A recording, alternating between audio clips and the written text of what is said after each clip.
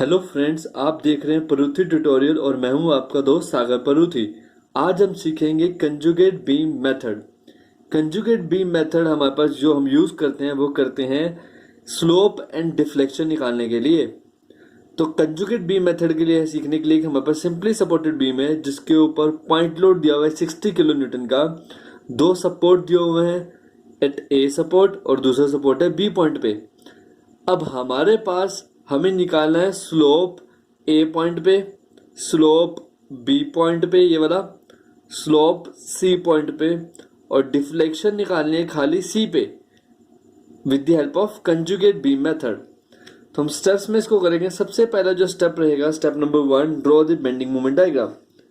तो bending moment diagram draw करने के लिए हमारे पास सबसे पहला हमारा काम क्या रहेगा, सपोर्ट रिएक्शंस को निकालना। मतलब सपोर्ट रिएक्शन को निकालने का मतलब R A plus R B equal to, ऊपर से कितना लोड है, ऊपर से लोड है 60 किलो न्यूटन का। ऊपर से लोड है हमारे पास कितना, 60 किलो न्यूटन। अब हमारे पास एक पॉइंट पे मूवमेंट ले लेंगे। मान लो मैं लेता हूं मूवमेंट ए पे, taking movement at A equal to 0। मैं ए पे मूवमेंट ले लेता हूं तो आर बी लोड ए तक का डिस्टेंस, आरबी लोड इंटू 8 तक का डिस्टेंस कितना है, 4 और 4 8 इक्वल टू ऊपर से लोड हमारे पास कितना है 60। ये हमारे पास आरबी है 60 इंटू लोड है 4, ए तक का डिस्टेंस 4, 60 इंटू 4। तो यहाँ से रिएक्शन बी पॉइंट आरबी निकल जाएगा 60 इंटू 4 डिवाइड बाई 8 करके। तो इसको हम सॉल्व करेंगे तो हमारे पास यहाँ से सीधी सीधी वैल्यू आ जाएगी कैलकुलेटर से सॉल्व करने के बाद, which is equal to 30 kilo Newton. अब मेरा आर बी निकल चुका है, यहाँ पे पुट कर दो, आर ए भी निकल चुका। तो आर ए कितना आ जाएगा, आर ए प्लस यहाँ पे पुट कर रहे हैं आर बी की वैल्यू 30 है इक्वल टू 60। आर ए की वैल्यू भी कितनी आ जाएगी, 30 किलो न्यूटन। तो हमने दोनों वैल्यूज निकाल दी सपोर्ट रिएक्शन की। दोनों पे कितना आंसर आया, आरबी की वैल्यू हमारे पास यहाँ पे 30 किलो न्यूटन आई और यहाँ पे आर ए की वैल्यू भी हमारे पास कितनी आई, 30 किलो न्यूटन। तो R A R B 30 kilo newton हमारा निकल चुका है। अब आर ए आर बी निकालने के बाद हमें निकालनी है बेंडिंग मोमेंट हर पॉइंट पे। तो यहां से शुरू करते हैं बी पॉइंट से। Bending moment at B, bending moment at B, अगर बी पॉइंट को देखें, नीचे से लोड आरबी है पर कोई डिस्टेंस नहीं है, आरबी लोड है बट डिस्टेंस 0 है, तो आंसर आ जाएगा 0। फिर bending moment at C, RB load है, सी तक का डिस्टेंस 4 है, आरबी इंटू 4। आरबी की वैल्यू कितनी है हमारे पास, 30 इंटू 4 कितना आएगा, 120 किलो न्यूटन मीटर। फिर बेंडिंग मोमेंट ए पे निकालेंगे। Bending moment at A, R B into A तक का डिस्टेंस, यहां से लेके यहां तक का डिस्टेंस 8 मीटर। साथ में ऊपर से लोड है माइनस, ऊपर से लोड है 60 और यहां से यहां तक का डिस्टेंस 4, 60 इंटू 4। आरबी की वैल्यू पुट कर देंगे इसके अंदर, तो 8 माइनस 60 इंटू 4। इसको हम सॉल्व करेंगे। जब मैं इसको सॉल्व करूँ तो आंसर पर 0 आ जाएगा। तो मेरा बी पे निकल गया, सी पे निकल गया और ए पे निकल गया। ये बेंडिंग मोमेंट निकालने के बाद हम अब बेंडिंग मोमेंट डायग्राम बनाएंगे। तो बेंडिंग मोमेंट डायग्राम बनाएंगे तो हमारे पास क्या बनेगा डायग्राम, ये हमारा बेंडिंग मोमेंट डायग्राम बनेगा। ए पे 0, बी पे 0 और सी पे बिल्कुल मैक्सिमम 120 किलो न्यूटन मीटर। यहाँ पे इंक्लाइन लाइन क्यों, क्योंकि जब बीच में लोड नहीं होता तो हमारे पास इंक्लाइन लाइन से हम इसको ज्वाइन करते हैं जब पॉइंट लोड हो, और यही पैराबोला होता है जब यूनिफॉर्मली डिस्ट्रीब्यूटेड लोड हो। इस केस में पॉइंट लोड है तो इंक्लाइंड लाइन से ट्रायंगल बनाएंगे। Step number 1 bending moment diagram हमारा खत्म हो जाएगा। फिर बनाएंगे हम step number 2। In step number 2 हमें क्या करना है, हमें स्टेप नंबर 2 में बनाना है कंजुगेट बीम। या फिर इसका नाम क्या है, m अपॉन EI डायग्राम। तो कंजुगेट बीम बनाने के लिए हमें क्या करना पड़ेगा, इसी डायग्राम में EI से डिवाइड, EI हमारे पास अगर मैं देखूं फिगर में तो EI हमारे पास क्या क्या है, इधर I सिंगल है, यहाँ पे डबल है, तो इस वाले पोर्शन में 2 से डिवाइड करना पड़ेगा। तो जब मैं इस वाले पोर्शन में 2 से डिवाइड करता हूँ तो यहाँ पर वाले में तो m अपॉन EI में 120 आएगा मैक्सिमम ऑर्डिनेट, बट यहाँ पे 2 से डिवाइड करूंगा तो 120 को 2 से डिवाइड करता हूँ तो कितना आएगा मैक्सिमम ऑर्डिनेट, 60 अपॉन EI। अब ये कंजुगेट बीम बनाई, कंजुगेट बीम में भी हमें जैसे इस क्वेश्चन में सपोर्ट गिवन है वैसे इसमें भी सपोर्ट बनाने हैं। तो ये हमारा m अपॉन EI डायग्राम जिसे कंजुगेट बीम डायग्राम बोलते हैं वो बन गया। उसके बाद स्टेप नंबर 2 यहाँ पे खत्म हो जाएगा, कॉरस्पॉन्डिंग डिस्टेंस भी लिख देंगे जो हमारे पास गिवन क्वेश्चन में दी हुई है। फिर step number 3, determining the slope theta A theta B theta C. अब ये स्लोप क्या होता है, स्लोप निकालने के लिए हमें कुछ नहीं करना, स्लोप क्या होगा, जो शेयर फोर्स होगी जिस पॉइंट की बात करेगा, ए पॉइंट पे मतलब R A dash, B point मतलब R B dash, and C पे जो शेयर फोर्स होगी वही उसका क्या होगा, स्लोप होगा। तो करेंगे सबसे पहले आर ए डैश और आर बी डैश निकालते हैं। तो करेंगे R A dash plus R B dash equal to ऊपर से जो लोड है इधर वाले में कितना है, हाफ इंटू बेस कितना है 4 इंटू हाइट कितनी है 120 upon EI in the left hand side, plus half into base है 4 इंटू हाइट है 60 अपॉन EI। तो यहां से मेरे पास R A dash plus R B dash की वैल्यू निकलेगी, दैट विल बी, इसको हम सॉल्व करेंगे तो ये कैंसिल आउट हो जाएगा, ये आएगा 240 अपॉन EI प्लस ये भी कैंसिल आउट हो जाएगा 120 upon EI which is equal to 360 upon EI आ जाएगा। अब हमारे पास ये वैल्यू निकल गई है, अब हमें क्या करना है, किसी एक पॉइंट पे मूवमेंट लेनी है। मान लो मैं मूवमेंट अब लेता हूं इसकी अबाउट, मेरा पॉइंट लेता हूं मैं दैट इज बी पॉइंट पे मूवमेंट लेता हूं। तो टेकिंग मूवमेंट अबाउट बी करूंगा, taking movement about B equal to 0। तो इधर से लोड आर ए डैश और बी तक का डिस्टेंस, आर ए डैश और बी तक का distance, R A dash into B तक का डिस्टेंस कितना है, बी तक का डिस्टेंस 4 मीटर, ये 4 मीटर, ये कितना हो गया 8 मीटर, इक्वल टू, अब ये ट्रायंगल वाला लोड यूनिफॉर्मली वेरिंग लोड है, हाफ इंटू बेस कितना है हमारे पास दैट इज 4 इंटू हाइट कितनी है 60 अपॉन EI, ये तो लोड हुआ। अब जब ये ओरिजिन होता है तो इसका सीजी यहां से कितने पे लाई करता है, 2/3 ऑफ इट्स लेंथ। तो 2/3 ऑफ इट्स लेंथ मतलब 4 मीटर, प्लस अब ये triangular load half into base into height, ये तो वो लोड।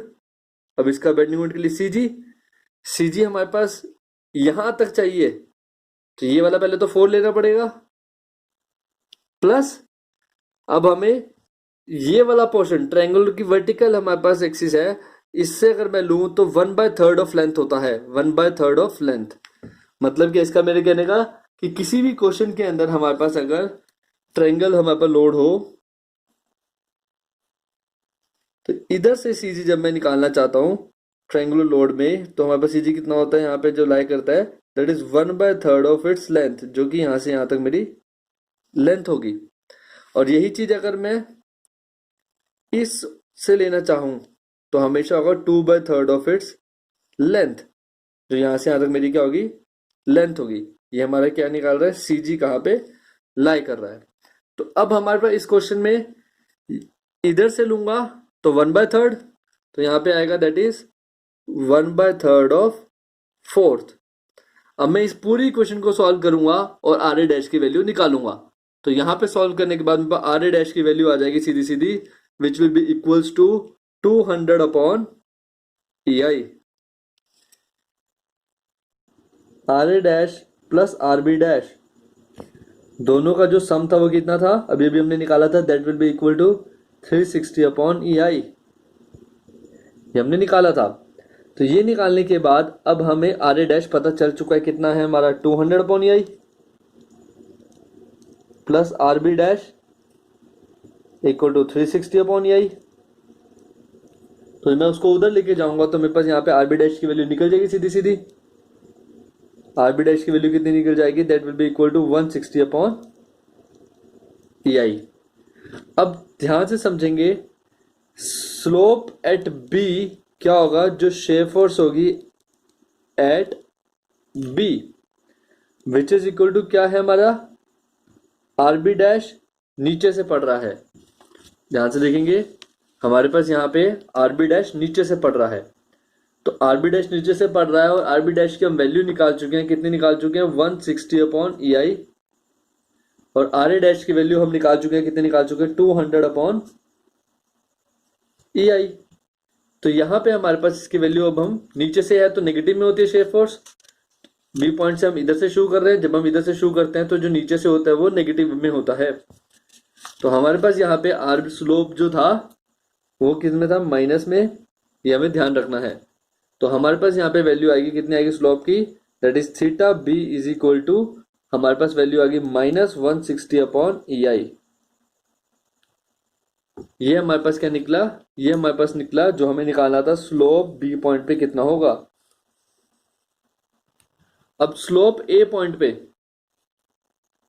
थीटा ए क्या होगा, जो शेप फोर्स होगा किस पे, एट ए पे।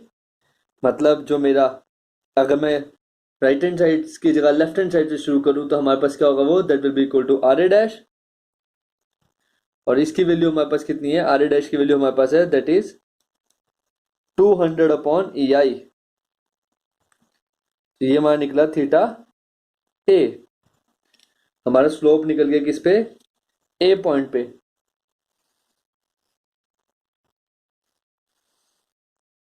अब स्लोप निकलने के बाद ए पॉइंट पे, बी पॉइंट पे, अब हमारा काम क्या रहेगा, अब हमारा काम रहेगा निकालना, क्या निकालना, हमारे पास सी पॉइंट पे, स्लोप को सी पॉइंट पे निकालना, थीटा सी। थीटा सी क्या होगा, शेप फोर्स एट सी। तो इस डायग्राम में देखें, सी पॉइंट की जब बात करेंगे, इस सी पॉइंट की बात कर रहे हैं, इस सी पॉइंट पे हमें शेप फोर्स चाहिए।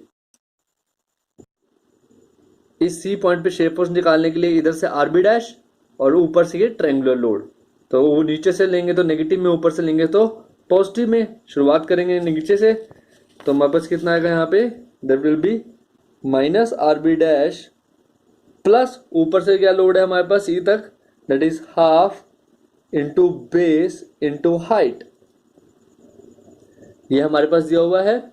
अब हमारे पास इस पे हम इसको सॉल्व करेंगे, हमारे पास इसकी वैल्यू हमें पता है, that will B 160 upon E I.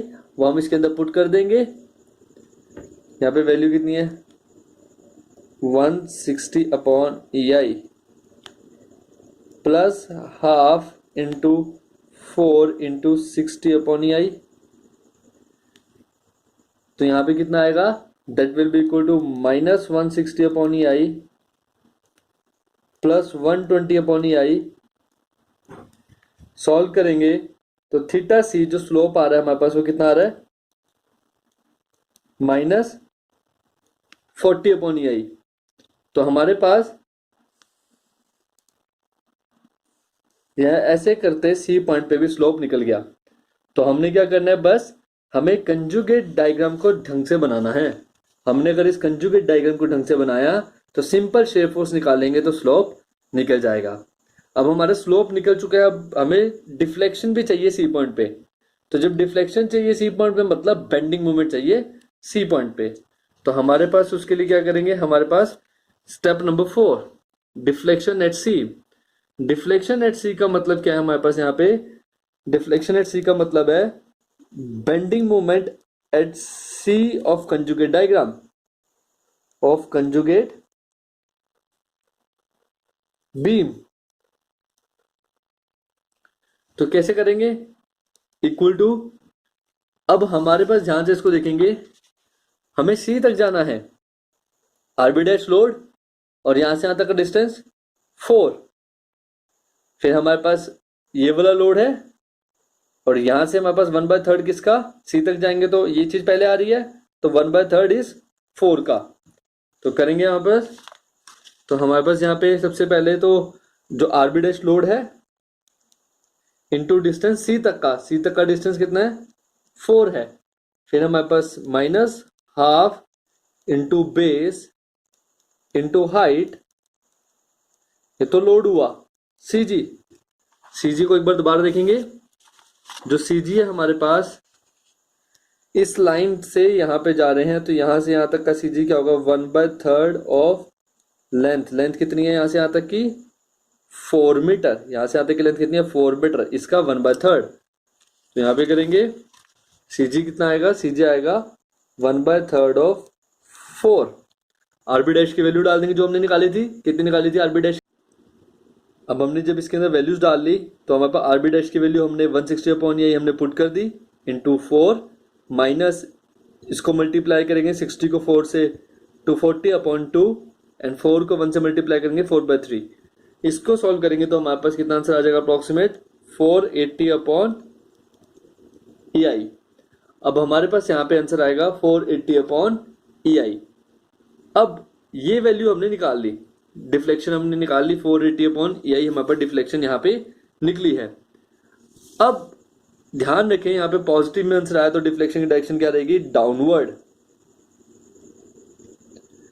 अब यहाँ पे प्लस का साइन, यहाँ पे नेगेटिव का साइन कैसे आया एक बार इसको दोबारा देखेंगे। हमारे पास ये फिगर है, हमारे ये जो आरबी डैश है सी पॉइंट पे जा रहे हैं तो इसकी वजह से मूवमेंट ऐसे आएगी। ये लोड है सी पॉइंट पे जा रहे हैं, इसकी मूवमेंट ऐसे आएगी। तो ये डायरेक्शन एंटी क्लॉकवाइज है, ये क्लॉकवाइज है, दोनों डायरेक्शन अपोजिट हुई तो हम उनको आपस में क्या करेंगे कंपेयर करेंगे। तो हमारे पास एक पॉजिटिव में लेंगे और एक जब लेंगे तो नेगेटिव में। तो ये वाली वैल्यू पॉजिटिव में लेंगे और ये वाली वैल्यू हम किस में लेंगे नेगेटिव में लेंगे। तो इस तरह हमारे पास डिफ्लेक्शन निकल जाएगी, डेल्टा सी की वैल्यू निकल जाएगी। बस हमें क्या करना है कंजुगेट डायग्राम में क्या बनाना है, हमें बेंडिंग मोमेंट निकालनी है। तो कोई भी क्वेश्चन आ जाए स्लोप निकालने के लिए शेयर फोर्स और बेंडिंग मोमेंट निकालने के लिए हमारे पास डिफ्लेक्शन निकल जाएगी। तो बहुत आसान है, तो इससे आपको बहुत मदद मिलेगी। Thank you so much for watching, keep like and subscribing. Thank you so much.